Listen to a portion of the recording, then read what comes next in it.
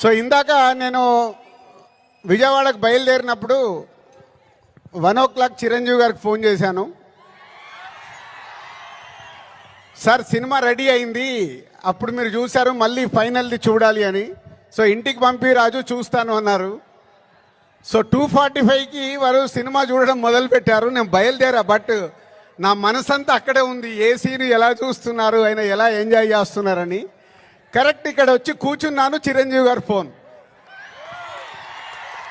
ఒకే మాట అన్నారు, సరే ఇట్లా విజయవాడకు వచ్చాను కటౌట్ లాంచింగ్ గురించి. ఓ అక్కడ ఉన్నావైతే మన ఫ్యాన్స్కి చెప్పు, సంక్రాంతికి మామూలుగా మనం కొట్టట్లేదు,